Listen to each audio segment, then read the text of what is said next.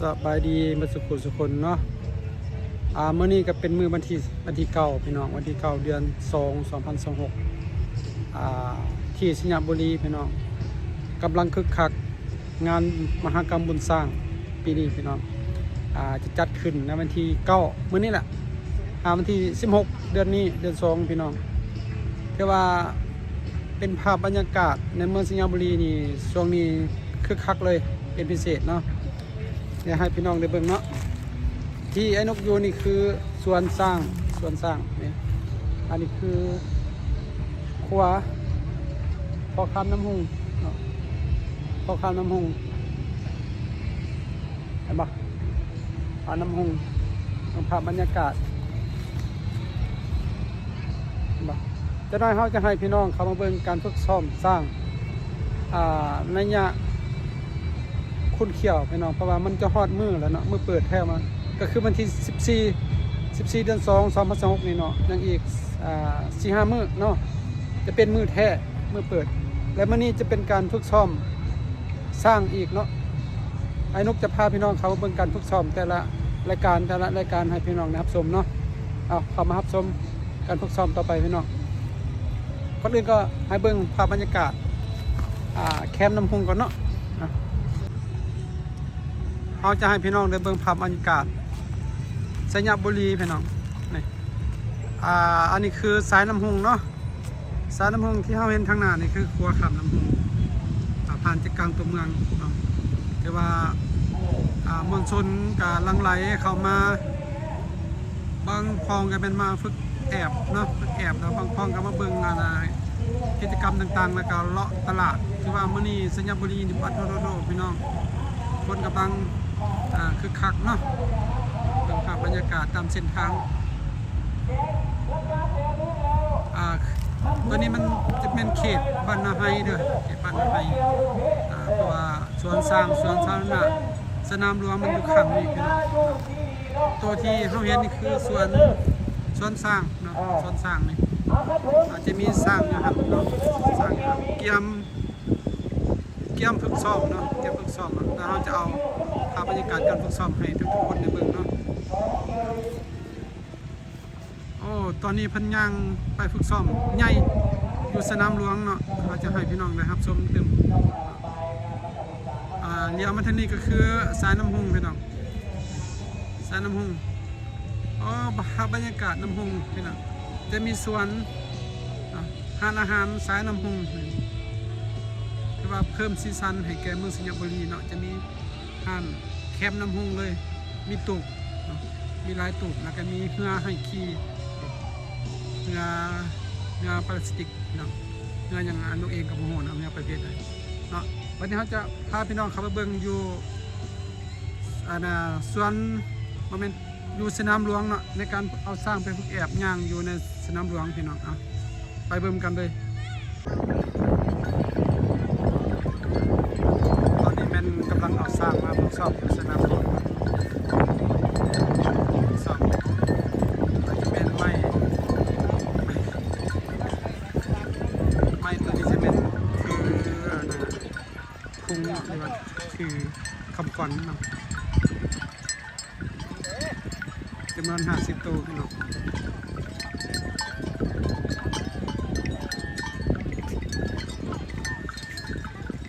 แต่ว่ามื้อนี้บ่ทันได้ประดับประดาให้สร้างประลองการงาน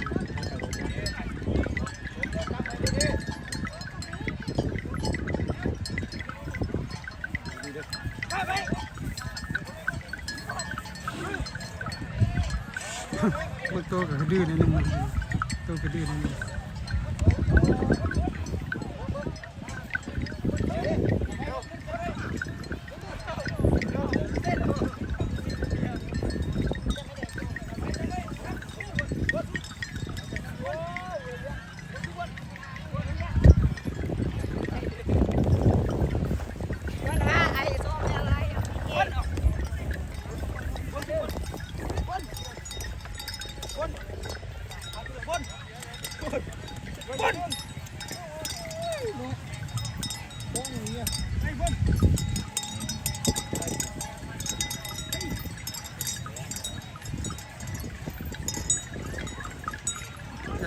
ใหญ่ไปหาหน่อยใหญ่ไปหาหน่อย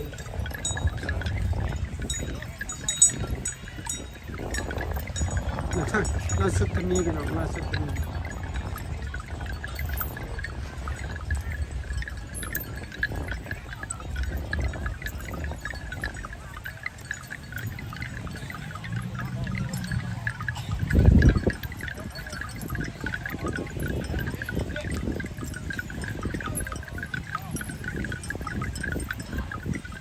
50 ตัว Maar niet te 65. โอ้ยังบกครบเลยประมาณยังบกครบกันเนาะประมาณนี่30 ไปตัว30 ไปตัวธรรมดานะเพิ่นว่าให้50 ตัวเนาะ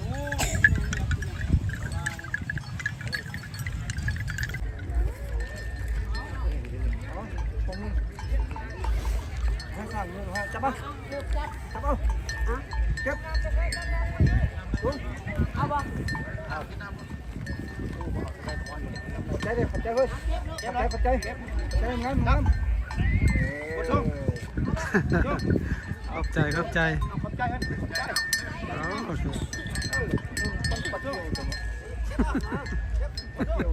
้ย ผู้ใดก็เว้า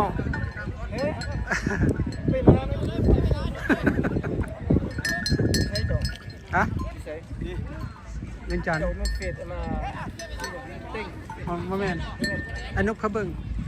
ไอ้นกเขาเบิ่งไอ้นกไอ้นุกไอ้นกไอ้นุกไอ้นุกไอ้นุกนุกไอ้นุกสมชนุกนุกเขาเบิ่งผู้ใดก็ว่าคือปลาเกียวแม่นส่วนแต่ว่าสิโคตรคือปลาเกียว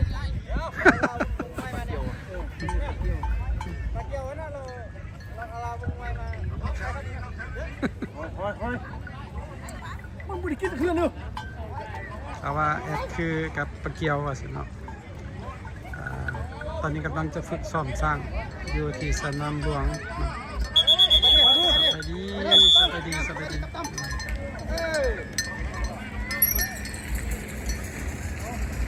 โอ้อาปากสูงสวัสดีตั้มสบายดีโอ้งามแท้นะฮะพุ่นตัวน้อยพุ่นมอบลงจะบะมอบลงโถโอ้โถตัวนี้มอบลงแล้วลุกขึ้นสบายดีแล้วก็มอบลงแล้วก็ลุกขึ้น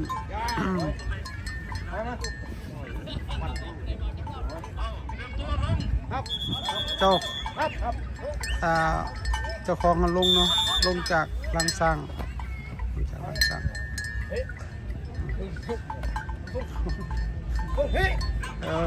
ยังขึ้น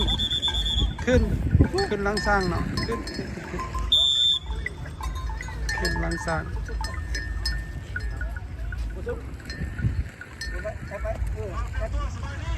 สวัสดีอีกบ้านนึงสวัสดี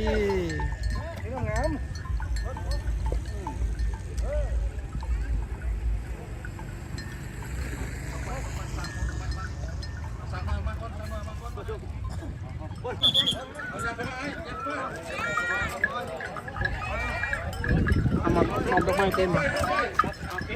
จะวันนี้มามอบดอกไม้เนาะให้กับกันนำถึง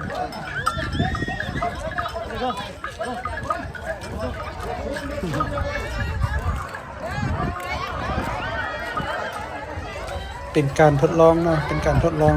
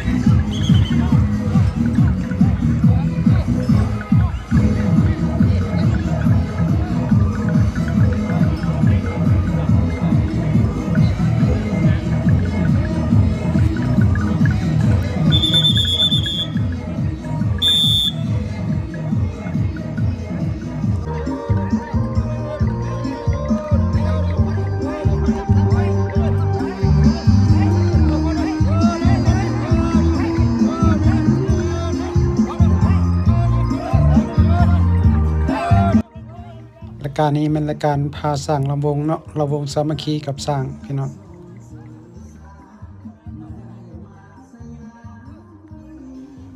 โอ้ยจะเป็นเพิ่นเนาะอ่อนซอนออนซอนออนซอนสร้างคำหูแท้ดี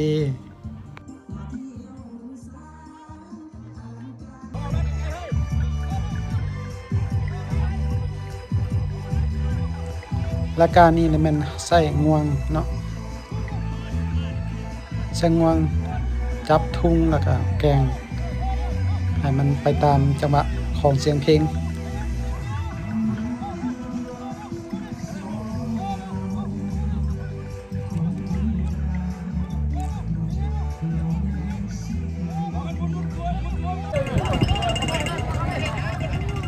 ว่ามื้อนี้เป็นมื้อทดลองอาการต่างๆของสร้างอยู่ในพิธีเนาะเพราะว่าการเปิดพิธีจะมีอาการต่างๆของสร้างแบบนี้แบบนี้แบบนี้เนาะแต่ก็มีหลายรายการอยู่เนาะสำหรับมื้อนี้จะฝึกซ้อมสำนี้และมื้ออื่นจะสิต่อฝึกซ้อมต่อพี่น้องผู้ใดเข้ามารับชมก็อย่าลืมกดไลค์กดแชร์กดติดตามให้ช่องของมิตรพาชมหน่อยเด้องานสร้างนี้จะเกิดขึ้นในวันที่14เปิดพิธีเป็นทางการเนาะใครบ่ทันได้เข้ามาก็อย่าลืมเข้ามาร่วมฉลองงานมหกรรมสร้างเฮาได้อยู่ที่สิงห์บุรีพี่น้อง